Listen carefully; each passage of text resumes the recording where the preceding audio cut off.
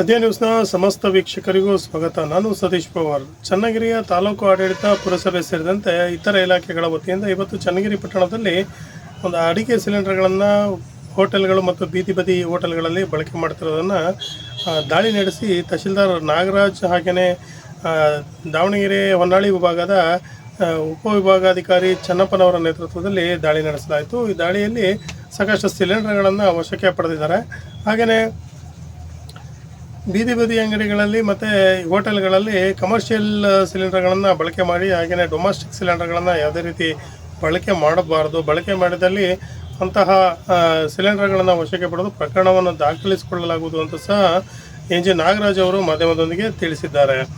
ಈ ದಾಳಿಯ ವೇಳೆ ಆದ್ಯ ನ್ಯೂಸ್ನೊಂದಿಗೆ ಸಹ ನಾಗರಾಜ್ ಅವರು ಮಾತನಾಡಿದರು.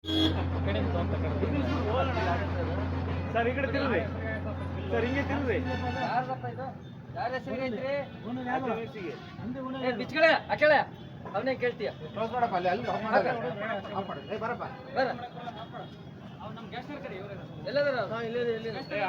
ಆಟ ತಗೊಂಬರ್ರಿ ಅವ್ರೆ.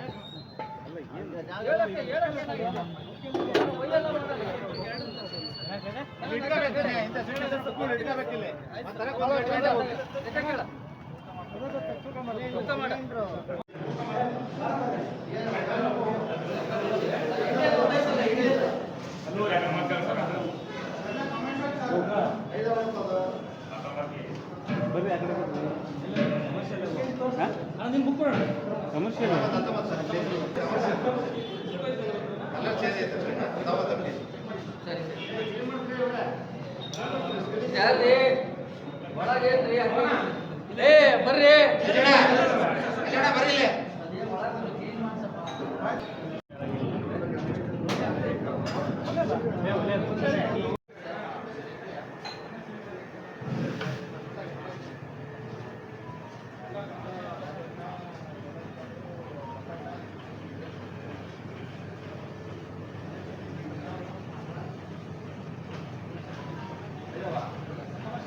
ಗ್ಯಾಸ್ ಕೊರತೆ ಅಂತ ಕಾಲ ಬಂದಿದೆ. ಈಗ ಯುದ್ಧ ನಡೀತದೆ ಬೇರೆ ಗಲ್ಫ್ ಕಂಟ್ರಿಗಳಲ್ಲಿ. ಆ ಒಂದು ಕಾರಣಕ್ಕೋಸ್ಕರ ಗ್ಯಾಸ್ ಕೊರತೆ ಆಗಿದೆ.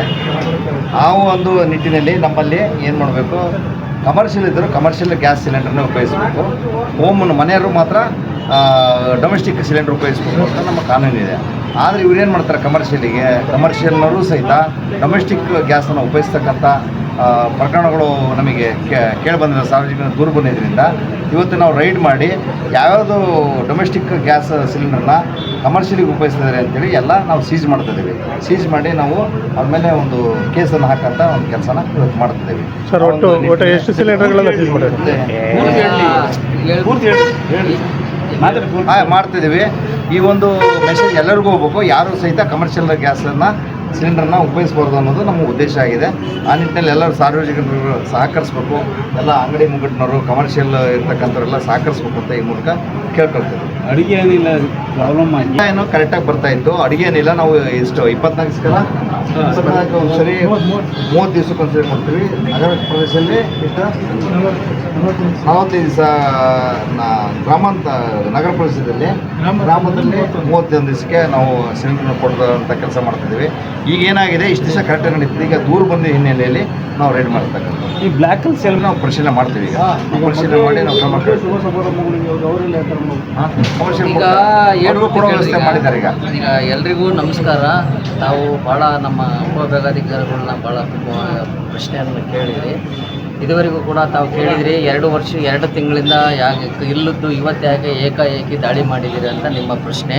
ಆ ಪ್ರಶ್ನೆಗೂ ಉತ್ತರ ಕೊಡ್ತೀನಿ. ತಮ್ಮೆಲ್ಲರನ್ನೂ ಸೇರಿಸಿ ನಾನು ಹಿಂದೆನೂ ಕೂಡ ನಮ್ಮ ತಾಲೂಕು ಕಚೇರಿಯಲ್ಲಿ ಗ್ಯಾಸ್ ಅಂಗಡಿಯ ಮಾಲೀಕರನ್ನ ಕರೆದು ನಾವು ಈಗಾಗಲೇ ಒಂದು 2-3 ಸಭೆ ಮಾಡಿ ಗ್ರಾಮಾಂತರ ಪ್ರದೇಶಕ್ಕೆ ಸಂಬಂಧಪಟ್ಟಂತೆ 30 ದಿನಕ್ಕೆ ನಾವು ಒಂದು ಗ್ಯಾಸನ್ನು DSC ಮುಖಾಂತರ ಬುಕ್ ಮಾಡ್ಬೋದು, ಆನ್ಲೈನ್ ಮುಖಾಂತರ ಬುಕ್ ಮಾಡ್ಬೋದು ಅಂತೇಳಿ ನಾವು ಈಗಾಗಲೇ ಹೇಳಿದ್ವಿ. ಆದರೂ ಕೂಡ ಏನಾಗಿದೆ, ಕೆಲವು ಜನ ಬೇಕು ಅಂತೇಳಿ ಈಗ ಗ್ಯಾಸ್ ಸಿಲಿಂಡರ್ ಅಭಾವ ಆಗ್ತಾ ಇದೆ ಅನ್ನೋ ಉದ್ದೇಶಕ್ಕೆ ನಮ್ಮ ಚನ್ನಗಿರಿ ತಾಲೂಕಲ್ಲಿ ಎಲ್ಲೂ ಕೂಡ ಗ್ಯಾಸ್ಗೆ ಅಭಾವ ಇಲ್ಲ. ನಿಗದಿತ ಸಮಯಕ್ಕೆ ಆವಾಗ 3 ದಿವಸಕ್ಕೆ ನೀವು ಬುಕ್ಕಿಂಗ್ ಆಗಿ 3 ದಿವಸ 4 ದಿವಸಕ್ಕೆ ನಿಮಗೆ ಲೋಡು ನಿಮಗೆ ಬಿಲ್ಲಿಂಗ್ ಆಗಿ ನಿಮ್ಮ ಮನೆಗೆ ಬರೋದು. ಈಗ ಏನಾಗಿದೆ ಅದು 6 ದಿವಸಕ್ಕೆ ಹೋಗಿದೆ. ನಮಗೆ ಸಿಲಿಂಡ್ರು ಟೋಟಲಿ 5 ಏನು ಅಂಗಡಿಗಳು ಏನಿದ್ದಾವೆ ಆ ಅಂಗಡಿ ಮುಖಾಂತರ ನಮಗೆ 1250 ಸಿಲಿಂಡ್ರು ಪ್ರತಿದಿನ ಕಡಿಮೆ ಬರೋದ್ರಿಂದ ಈ ಥರ ಆಗಿದೆ. ನಮ್ಮಲ್ಲಿ ಎಲ್ಲೂ ಕೂಡ ಸಿಲಿಂಡ್ರಿಗೆ ಕೊರತೆ ಇಲ್ಲ.